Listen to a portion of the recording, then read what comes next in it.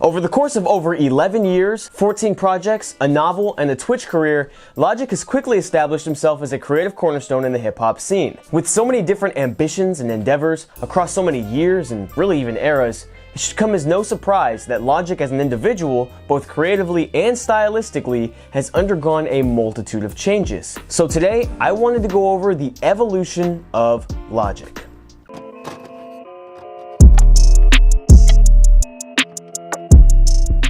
How'd you get involved with hip hop and all that? Hip hop? I might want to step over here. It's a little loud. Yeah, I mean, just like spitting, you know what I'm saying, at the crib, just dealing with, stuff with my parents and living situations, kind of gave me a way to just release it, and I just started writing. Hello, it's Hero Lugo, and Logic has had a particularly interesting career, mostly in part because of the fact that from 2009 to 2020, Logic dropped at least one full-length project, sometimes even dropping two, like in 2018 and 2019, even changing artistic pursuits and visions within the same calendar year. With so much ground to cover, it's important to begin at the genesis of Logic's career before he was even Logic, starting off in the mixtape era.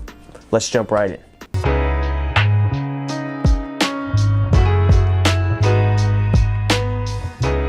So this right now, this is me grinding in my room every day, writing, producing, engineering, mixing, all my own stuff. And then finding people like you to, put me on that radio station and give me that kind of mass appeal, and then it just grows and grows. So in the end, man, I want millions, I want fame, I want recognition, but over everything I want respect. From 2009 all the way to 2013, we have the mixtape era, an era marked in part by Bobby's raw delivery and inspired production. Beginning as previously mentioned, before Bobby was even Logic, passing himself off as Psychological. With an underground name and an underground style, Psychological's first unofficial attempt at a full-length project came in the form of Logic the Mixtape, a mostly underdeveloped and vastly rare joint comprised of borrowed instrumentals and untapped potential. This was Bobby simply getting his feet wet. With so much further to go, little was known about Psychological, except that one day, he could have the power to ascend as one of the premier artists of this new wave of hip-hop. For some background information, keep in mind that before Bobby burst on the scene in 2009, hip-hop had been infamously declared dead by Queen's MC Nas. In the midst of the Bling era, the drive for storytelling, virtuous lyrics, and conscious-centered songs had waned significantly. Sound familiar? It was artists like Kendrick, J. Cole, and many others who had started this rebirth of rap. And not far behind them was Logic, continuing to expand both his discography and his technical ability overtop a multitude of classic hip-hop instrumentals. What made Logic unique was not only his skill set, but his equally indulgent love of the game. He was just as much a student and a fan of rap as he was a rapper himself. And through these various mixtapes, if nothing else, his love of the culture was obvious. Following Logic the Mixtape, we have Bobby's first official mixtape release as Logic, Young, Broke, and Infamous. Here, he would lay the groundwork for his discography across the mixtape era with songs like Growing Pains that would soon spawn a multitude of sequels and series of songs. Again, working on his craft and improving significantly, what would really come to define the Logic mixtape era as a whole was a song on this tape by the name of Young Sinatra. Inspired by Mac Miller's interpretation of the instrumental used originally on Lord Finesse's Hip to the Game, as I'm sure you're more than already aware, this was enormous, in the sense that it not only kicked off the series of songs and mixtapes that shared the name Young Sinatra, but it also created the persona of Young Sinatra. A name that at the time was synonymous with Logic, but later down in his career would become an alter ego of sorts. Similar to Eminem's Slim Shady, Young Sinatra represented Logic's underground, focused, mostly boom-bap flavored style, a trademark encompassed mostly through his ultimately vivid sense of optimism. You see, Logic's story begins way before he even ever released his first song. Now, I don't mean for this to turn into an episode of Before They Were Famous, but Logic's past is way too essential to ignore. Born Sir Robert Bryson Hall II, Logic endured an overwhelmingly tough and arduous childhood, surrounded by murderers, drug dealers, rapists, pretty much every stripe of criminal down in Gaithersburg, Maryland. Bobby struggled. These events, however, would ultimately shape him into the opposite. Eventually escaping and enduring these experiences, Logic became an icon for the underdog, a symbol for not giving up, a light for the darkness that would culminate in his message of peace, love, and positivity. Also worth noting is his love of science fiction, cinema, and hip-hop that would also eventually merge to really become Bobby's personality as well. But we'll get deeper into that in a bit. As of right now, we're still discussing the mixtape era, where Logic would follow up his first official mixtape with the first of the Young Sinatra series, aptly named Young Sinatra. This, of course, would yield a multitude of his classic singles, including Young Sinatra 2, Growing Pains 2, and a certain track that would garner quite a bit of attention for him at the time by the name of All I Do. With this project, Bobby had finally begun to make waves in the game and was consistently, again, improving and really bettering himself overall by showcasing his flows, bars, and song ideas. But where this would all truly come together and really put him over the top was the second Sinatra mixtape, Young Sinatra, Undeniable. Personally, I couldn't tell you the hours upon hours I've sunk into this mixtape over the years. It's a project that I still return to this day. I mean, I just look at the track list and I find it so impressive.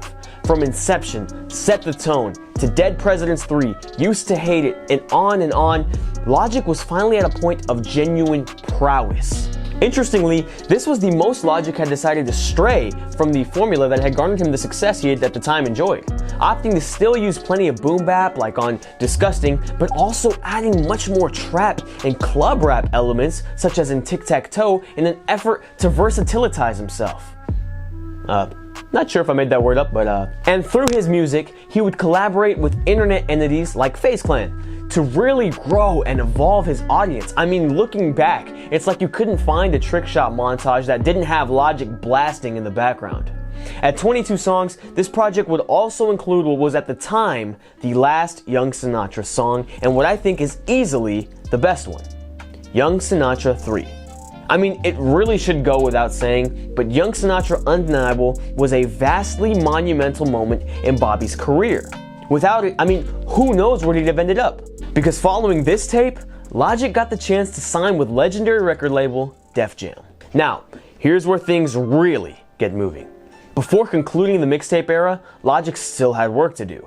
Making the prestigious cover of the XXL magazine in 2013, Bobby stunned the freshman list, delivering what are, in my opinion, some of the best bars in XXL history. Between his freestyle and his cypher, he solidified himself as a force in the young rapper's world. And what's more, Logic had actually predicted he would make it onto the freshman list years prior, which, as impressive as it is, really speaks to his vigorous and intensive work ethic. So, having dropped a full-length project for 4 years already by that point, he would continue on by releasing his first project on a major label, and what would really come to end the glorious mixtape era. The final Young Sinatra mixtape, Young Sinatra, Welcome to Forever.